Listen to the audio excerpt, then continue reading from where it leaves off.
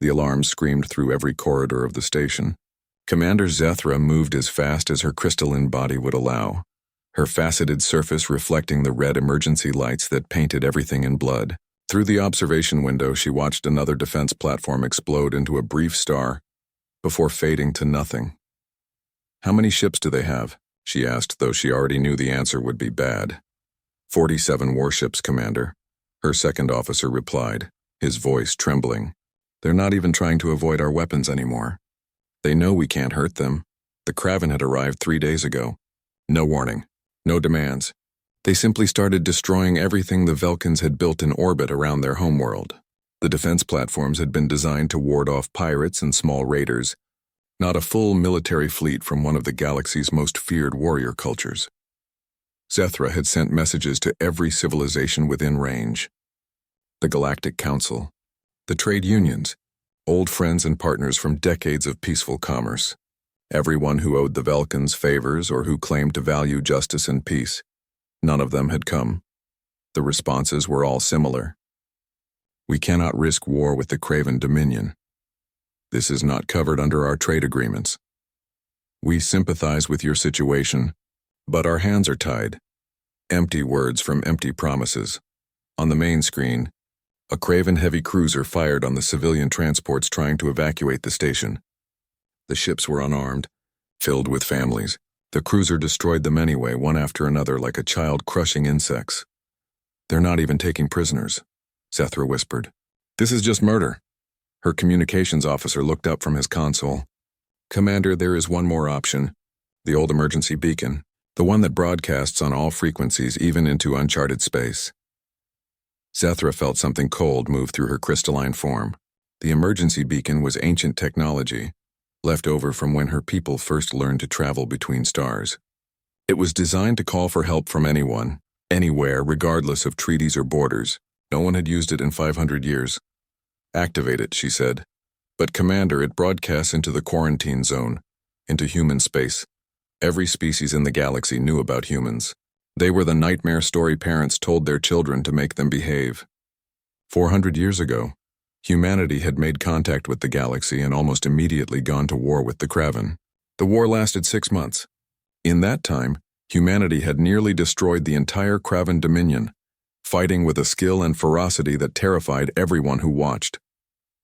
The Galactic Council had begged humanity to accept quarantine, not because humans were cruel or evil, but because they were too good at war.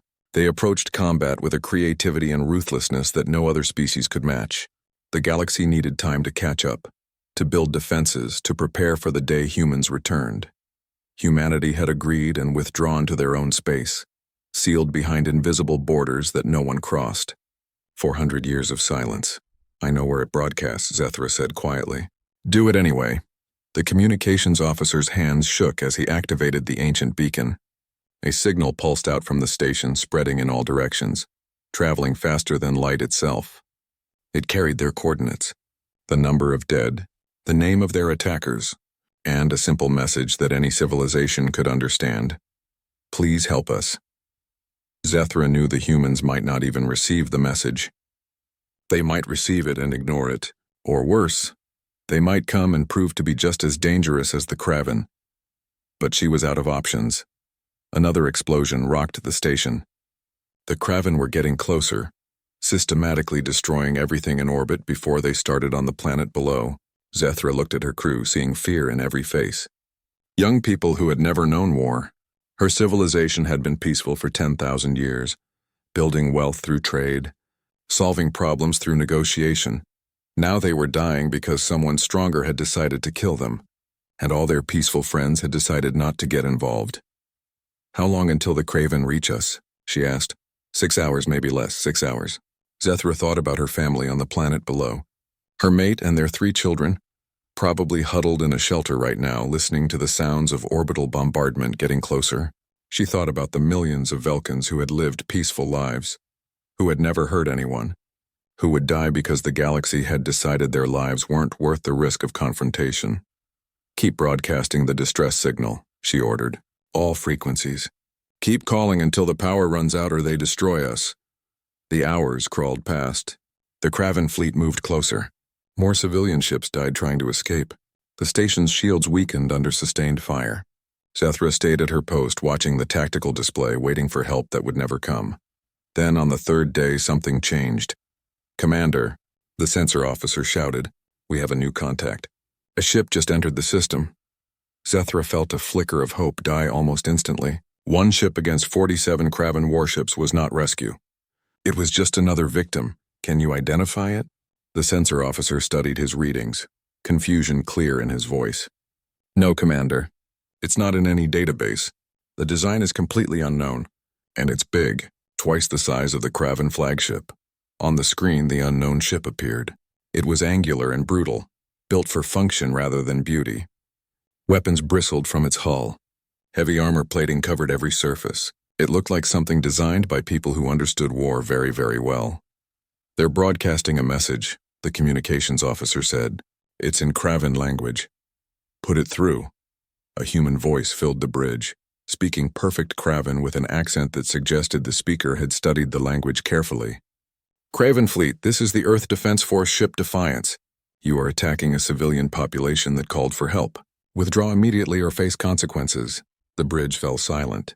Everyone stared at the screen. "Did they say Earth?" Someone whispered. The humans had answered. After 400 years of silence, after being the galaxy's greatest fear and darkest legend, humanity had heard the distress call and come. Zethra watched the Kraven fleet turn toward the human ship. 47 warships against one. She wanted to feel hope but couldn't. The humans had a reputation, yes, but that was 4 centuries old. Maybe they had changed. Maybe they had grown peaceful. Maybe they would die just as quickly as everyone else. On the screen, the Kraven flagship opened fire, and then Zethra learned why the galaxy had feared humanity for 400 years. Admiral Vokhtar of the Kraven Dominion had conquered 17 worlds in his career. He knew what victory looked like, and he was looking at it now. The Velkin system was essentially his. Their defenses were destroyed. Their civilian ships were scattered or burning. In a few more hours, he would begin landing troops on the planet and claim his prize. The Kraven measured worth by conquest. Every ship you destroyed, every world you took, every enemy you killed added to your honor. Vokhtar had more honor than most, and this easy victory would add more. When his sensor officer reported a new ship entering the system, Vokhtar barely looked up from his celebration drink. "One ship?" he asked. "Yes, Admiral. Unknown design. Very large." Vokhtar laughed. "One ship. Some fool thinking they could be a hero." The galaxy was full of idealistic species who talked about justice and peace but never actually did anything. Maybe this one had more courage than sense. "What are they doing?" "They're broadcasting a message, Admiral." "In our language. That was interesting." Vokhtar gestured for the message to be played. The voice was strange, speaking Kraven with an unfamiliar accent. "Kraven Fleet, this is the Earth Defense Force ship Defiance. You are attacking a civilian population that called for help. Withdraw immediately or face consequences." Earth. The word sent a ripple through the bridge. Every Kraven knew that word. It was burned into their history with shame and anger. 400 years ago, the Kraven had been at the height of their power. They ruled dozens of worlds and raided hundreds more. Then they encountered a species that had just learned to travel faster than light. Humans. The Kraven had attacked them, expecting an easy victory. Instead, humanity had nearly destroyed the entire Kraven Dominion in 6 months of the most brutal warfare the galaxy had ever seen. The Kraven had never faced an enemy that fought with such efficiency, such creativity, such absolute refusal to surrender. Humans didn't just defeat enemies. They studied them, adapted to them, and crushed them. The war had only ended when the Galactic Council intervened, begging humanity to accept peace and quarantine. The humans had agreed and disappeared behind their borders. The Kraven had needed a century to rebuild, but that was 400 years ago. Surely things had changed. "One ship against our entire fleet?" Vokhtar said, forcing confidence into his voice. "Destroy them." The Kraven fleet turned toward the human vessel. Vokhtar studied it on the screen. It was big, yes, but size meant nothing in space combat. What mattered was weapons, shields, and tactics. "All ships open fire," he commanded. 47 Kraven warships unleashed everything they had. Plasma bolts that could melt through standard hull plating like hot knives through fat. Missiles with antimatter warheads. Energy beams designed to overload shield generators. The human ship sat in space and took the full assault. Its shields flared bright blue, absorbing impact after impact. Vaktar waited for the shields to fail, for the hull to breach, for the ship to die. The shields held. Again, Vaktar shouted, "Full power!" The fleet fired again. And again. The human ship's shields flickered but never broke. Vaktar felt the first touch of something he hadn't experienced in decades. Fear. "Admiral," his weapons officer said quietly. "They're returning fire." The Defiance fired a single weapon. There was no bright plasma bolt, no visible energy beam, just a streak of motion too fast to follow properly. The weapon hit a Kraven heavy cruiser in the center of its mass. The cruiser didn't explode. It simply came apart, torn into pieces by the sheer kinetic force of the impact.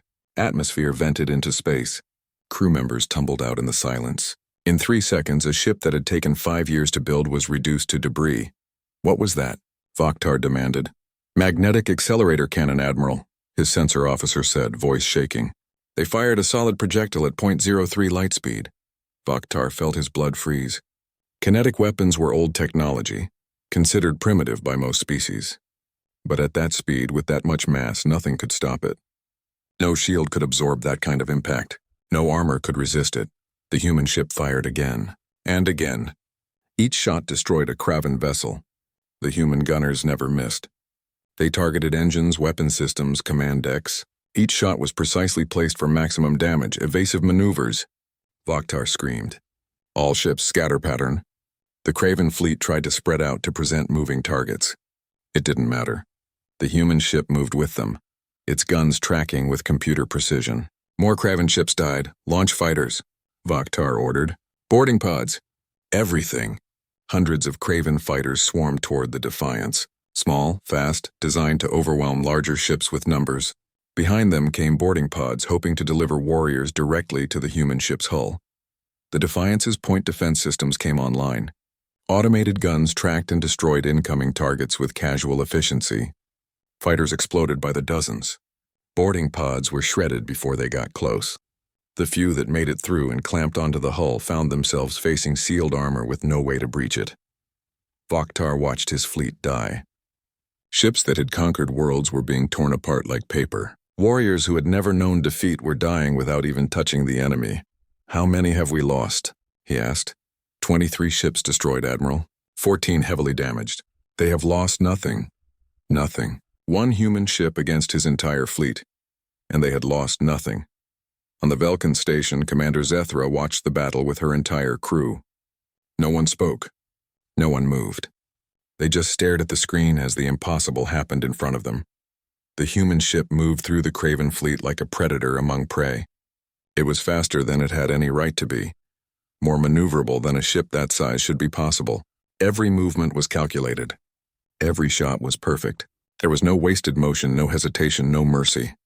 "They're not even using their full weapons," the sensor officer said in awe. "I'm reading multiple weapon systems that haven't been activated." "They're holding back," Zethra understood. The humans weren't trying to show off their power. They were sending a message. "This is what we can do with minimal effort. Imagine what we could do if we really tried." More Kraven ships fell. Vaktar's fleet was in chaos, ships fleeing in different directions, all coordination lost. The human ship pursued them calmly, methodically destroying any vessel that continued to show aggression. "Admiral," Vaktar's communications officer said, "we're receiving a message from the human ship." "Put it through." The same voice as before, calm and professional. "Admiral Vaktar, you have a choice. Surrender your fleet and face trial for war crimes against the Velkin people, or continue fighting and watch every ship under your command be destroyed. You have 60 seconds to decide." Vaktar looked at his tactical display. Half his fleet was gone. The rest was scattered and damaged. And the human ship sat there waiting patiently for his answer, not even breathing hard.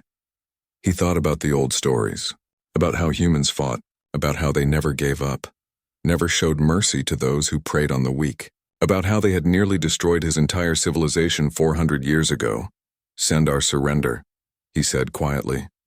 For the first time in Kraven history, an entire fleet had surrendered without being boarded or surrounded.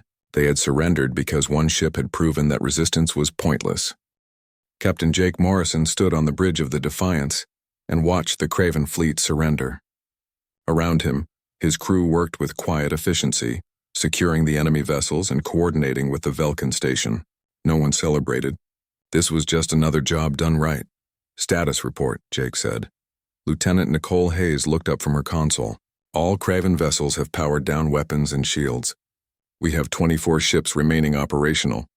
The rest are destroyed or too damaged to pose a threat. No casualties on our side. Minor shield damage already repaired. Jake nodded. The fight had gone exactly as planned.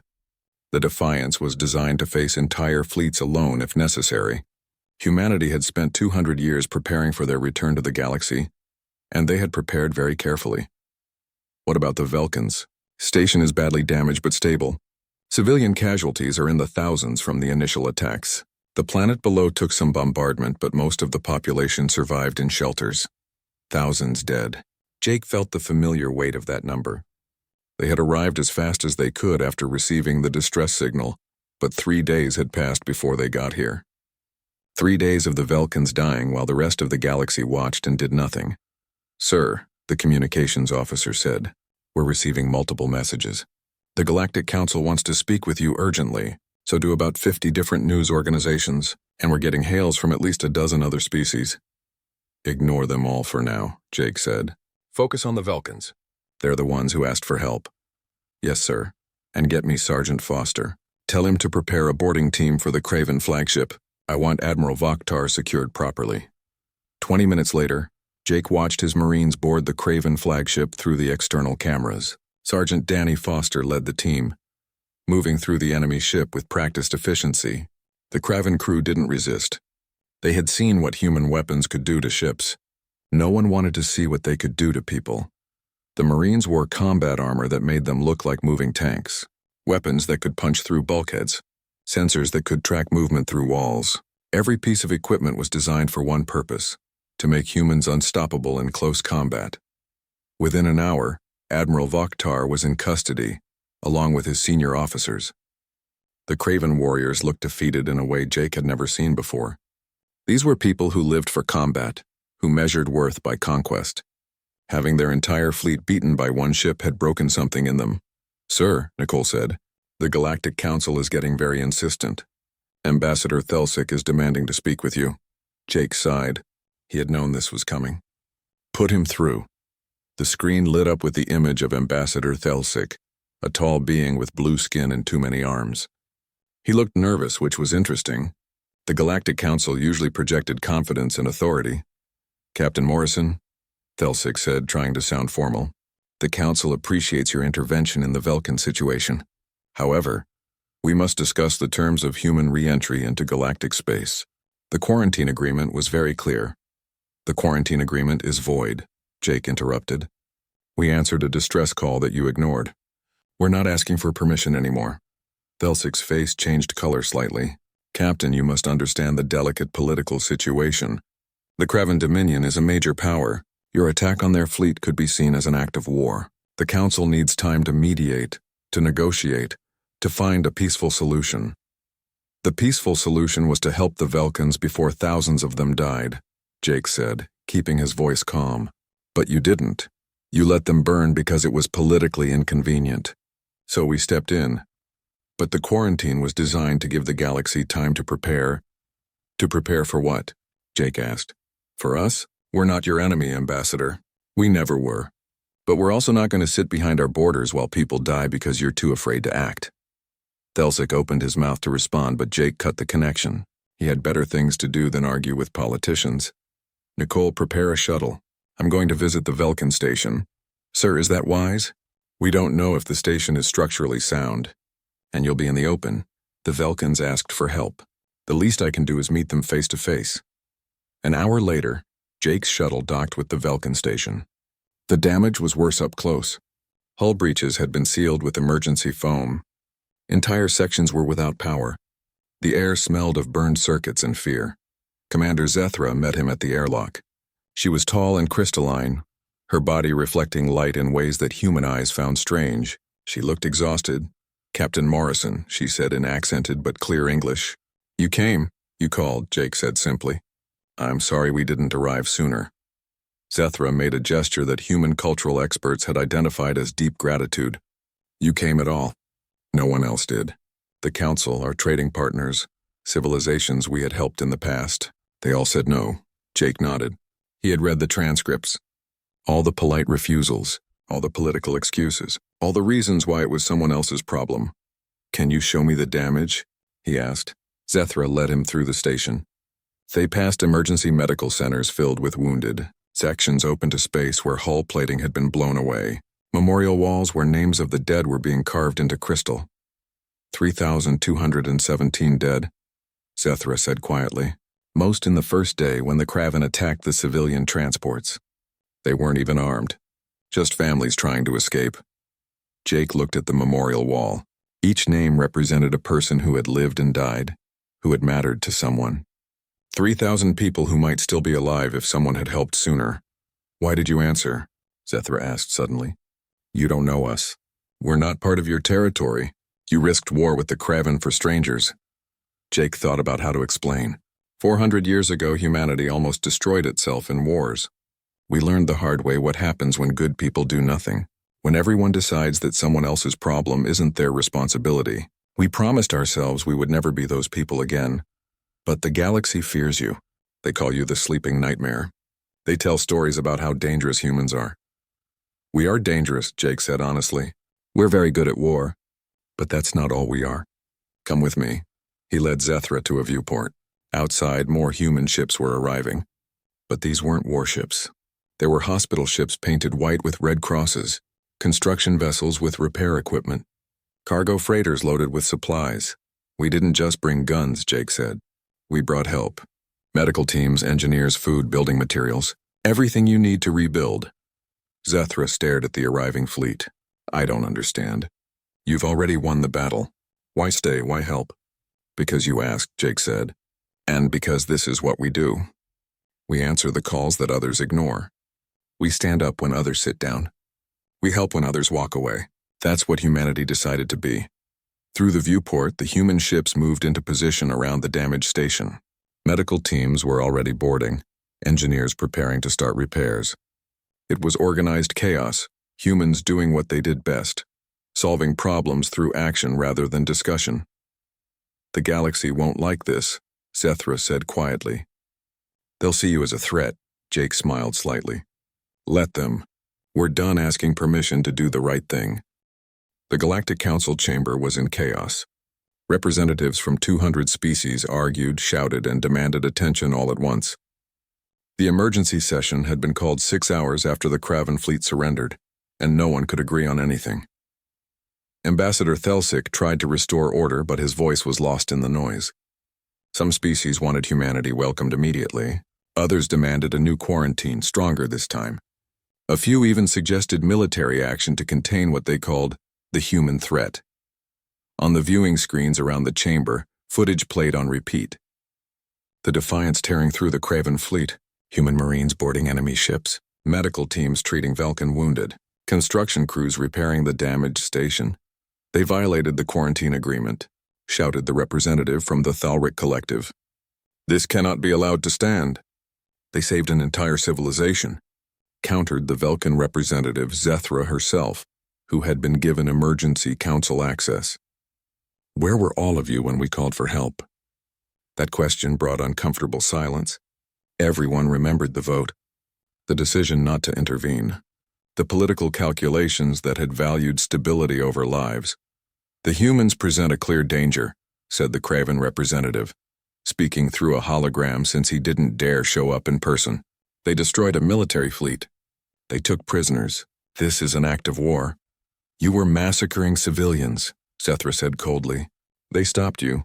That's not war. That's justice. The argument continued for hours. The council was good at arguing. It was what they did best. While they debated and discussed and formed committees to study the issue, the humans kept working. In the Vulcan system, human medical teams had set up field hospitals on the planet's surface. Dr. Lisa Chen led a team of 20 physicians treating wounded Vulcans. The injuries were terrible, burns and trauma from the Kraven attacks, but the human doctors worked with quiet competence. We need more plasma expanders, Lisa said, examining a young Vulcan whose crystalline structure had been fractured by weapons fire. And check the biocompatibility charts again. Their cellular structure is different enough that we need to be careful with medications. The Velkans watched the human doctors with a mixture of gratitude and fear. These were the beings who had nearly destroyed the Kraven, yet here they were, working 16-hour shifts to save lives, treating every patient with the same care they would give their own people. In orbit, human engineers worked alongside Velkan crews to repair the station. Chief Engineer Paul Martinez supervised the reconstruction of an entire section that had been blown open to space. "We'll have this pressurized in 6 hours," he told Commander Zethra. "After that, we can start on the power systems. You'll be fully operational in about 2 weeks. 2 weeks? Zethra asked in surprise. Our estimate said 3 months minimum. Paul shrugged. We're good at building things. And we brought the right equipment. Besides, the sooner we get you back online, the sooner you can start taking care of yourselves. That was the part that surprised the Velkans most. The humans weren't trying to take over or establish control. They were fixing things and preparing to leave. They acted like this was normal, like helping strangers was just what you did. On the Defiance, Captain Jake Morrison received reports from all the human ships in the system. Medical teams were making good progress. Engineers were ahead of schedule.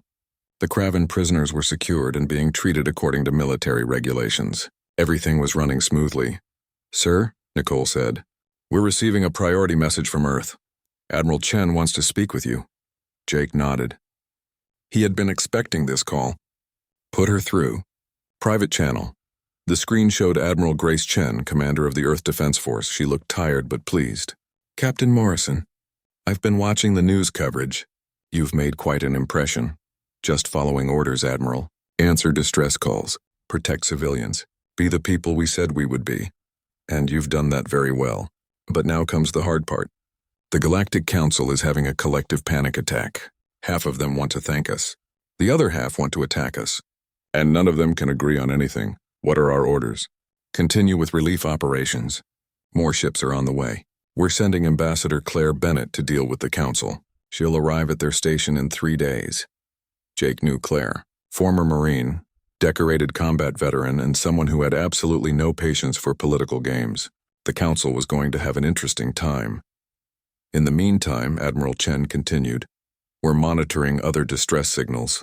There are 17 active situations where civilians are under attack or in danger. The Council has voted not to intervene in any of them. Jake felt anger rise in his chest. 17? 17. Raiders, slavers, territorial disputes. People dying while the Council debates proper procedure. We're preparing response teams for all of them. They're not going to like that. I don't care what they like, Admiral Chen said flatly. We didn't spend 400 years preparing just to go back to asking permission. We're done with that. The Council can accept us or oppose us, but we're not stopping. After the call ended, Jake looked at Nicole. What do you think? Are we doing the right thing? Nicole didn't hesitate. Yes, sir. Look at what we've accomplished here. The Velkans would be dead or enslaved right now if we hadn't come. Those medical teams down there are saving lives. The engineers are rebuilding homes. This is exactly what we should be doing. But we're scaring people. The whole galaxy is afraid of us. Let them be afraid, Nicole said. Maybe if they're afraid, they'll think twice before attacking civilians. Maybe fear will accomplish what the Council's diplomatic talk never could. Jake understood her point, but it bothered him. Humanity didn't want to rule through fear. They wanted to be trusted, respected, maybe even liked. But maybe that was too much to ask. Maybe being feared was the price of being able to help. On the Velkan planet, young Velkans watched human Marines patrol near the refugee shelters. The Marines were massive in their armor, carrying weapons that could level buildings. They looked terrifying. But they were also handing out food to children, helping elderly Velkans to medical facilities, and playing simple games with traumatized youngsters who needed distraction from their grief. One small Velkan child approached Sergeant Danny Foster nervously. The Marine knelt down, making himself less intimidating, and offered the child a ration bar. The child took it hesitantly, then asked a question in broken English. Are you going to hurt us? Danny shook his head. No, we're here to help. To make sure the bad people don't come back. Promise? Promise. The child hugged Danny's armored leg, then ran back to her family. Danny stood up, feeling the weight of that promise. It wasn't just about this one child or this one planet. It was about what humanity represented now. Protection, security. The promise that when someone called for help, someone would answer. Back in the council chamber, the debate finally reached a conclusion. After 12 hours of argument, they voted on a resolution. By a narrow margin, they decided to send a formal diplomatic delegation to meet with humanity's representatives. Not to welcome them, not to threaten them, just to talk. It was the most cautious, non-committal response possible, which meant the council still didn't understand. Humanity wasn't asking for permission anymore. They were just informing the galaxy of the new reality. The age of watching and waiting was over. The age of action had begun. And whether the galaxy liked it or not, humanity was back. 6 weeks had passed since the Defiance answered the Vulcan distress call. The galaxy had changed in ways no one had predicted. The Vulcan system was recovering. Human engineers had rebuilt the orbital station better than it had been before. Medical teams had treated thousands of wounded. Supply ships had delivered food, building materials, and technology that would help the Vulcans defend themselves in the future. Captain Jake Morrison stood on the bridge of the Defiance, now patrolling the border regions between several territories. His crew had become used to the attention, though they didn't particularly enjoy it. News organizations from dozens of species wanted interviews. Other civilizations sent messages of thanks or fear, depending on their perspective. "How many distress calls this week?" Jake asked. Nicole checked her console. 14. "We've responded to 6. Other human ships handled 5 more. 3 were resolved by local forces before we could arrive. 14 distress calls in 1 week. 14 situations where people were dying or in danger. Before humanity's return, most of those calls would have gone unanswered. Now human ships appeared within hours, providing help that the Galactic Council would have debated for weeks. What about the Council Summit? Starts today. Ambassador Bennett should be arriving right about now. Across the galaxy, Ambassador Claire Bennett's ship docked with the Council station. She walked into the main chamber wearing a simple uniform. No decorations or ceremony. Her hair was gray, her face showed years of experience, and her eyes missed nothing. The council chamber fell silent as she entered. 200 species watched her, some curious, some fearful, some angry. She didn't care about any of it. Ambassador Thelsic stood to greet her formally. "Ambassador Bennett, welcome to the Galactic Council. We have much to discuss regarding humanity's return to galactic civilization." "I'm sure we do," Claire said, taking her assigned seat. "Let's get started." The debate began immediately. The Thalric representative stood first. "Humanity's actions in the past 6 weeks have been highly concerning. You've intervened in 14 separate situations without council approval. You've engaged in military action. You've redistributed resources. This cannot continue." Claire listened patiently. When he finished, she stood. "You're right that we've intervened in 14 situations. Let me tell you about them." She activated a display. Images appeared on the screens around the chamber. Situation 1. Slavers attacking a colony world. Population of 3 million. The council voted not to intervene because the planet wasn't a member state. We arrived, stopped the slavers, freed 2,000 captives. 0 civilian casualties. She changed the image. Situation 2. Raiders destroying trading posts in the Outer Rim. The council declared it outside their jurisdiction. We responded. Eliminated the raider base, secured the trade routes. 0 civilian casualties. Image after image. Situation after situation. Each time a crisis the council had ignored or debated while people died. Each time humans arriving and fixing the problem with minimal casualties and maximum efficiency. 14 situations, Claire said. Approximately 40,000 lives saved. And you're concerned that we didn't ask permission first? You don't understand the delicate balance of galactic politics, another representative argued. Your actions have consequences. The Kraven are demanding compensation. Several species are requesting human protection, which could destabilize entire regions. Your military superiority is causing fear. Good, Claire said bluntly. Let the raiders and slavers be afraid. Let the aggressive species think twice before attacking civilians. Maybe fear will save more lives than your diplomatic discussions ever did. But this undermines the Council's authority, Thelsic protested. We have processes, procedures, diplomatic channels, which take weeks or months while people die, Claire interrupted. I've read your records. You debate and discuss and form committees while civilizations burn. That's not diplomacy. That's cowardice dressed up in formal language. The chamber erupted in angry voices. Claire waited for the noise to die down, then continued. 400 years ago, we accepted quarantine because we didn't want to frighten you. We hoped that when we returned, it would be as friends and equals. We used that time to better ourselves, to build a civilization we could be proud of. She looked around the chamber, meeting eyes with as many representatives as she could. But we also watched your emergency channels. We listened to the distress calls. We saw the votes where you decided it wasn't worth the risk to help. We watched civilizations die because nobody wanted to get involved. So here's humanity's position, Claire said firmly. We're done asking permission. We're going to answer distress calls. We're going to stop raiders, slavers, and anyone who preys on the weak. We're going to do what's right regardless of your votes or your politics. That's unacceptable, someone shouted. Then stop us, Claire said. Send your fleets. Declare war. See how that works out for you. Or, and this is the better option, work with us. Join us in actually helping people instead of just talking about it. The chamber fell into uncomfortable silence. Everyone understood the reality. Humanity had the military power to do whatever they wanted. The fact that they were choosing to save lives rather than conquer worlds was almost beside the point. What exactly are you proposing? Thelsik asked carefully. Simple, Claire said. We continue responding to distress calls. You can join us or not, that's your choice. We're not trying to take over or replace the council. We're just not going to sit back while people die. If that threatens your political balance, maybe your political balance needs to be threatened. The debate continued for hours. Some species supported humanity's position. Others opposed it strongly. Most were simply confused, trying to understand how the galaxy had changed so quickly.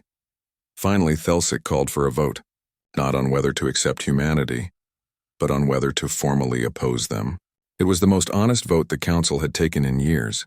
The result was close, but the Council voted not to oppose humanity's actions. It wasn't approval. It wasn't friendship. It was simply an acknowledgement that they couldn't stop humanity and probably shouldn't try. Claire left the chamber without celebrating. She had won a political victory, but the real work was just beginning. On the Defiance, Jake received the news from the Council vote. Nicole smiled. We won. No, Jake said quietly. We just got them to stop arguing long enough for us to work. The real test comes next. What test? Proving we meant what we said. That we're not here to conquer or control. That we're really just trying to help.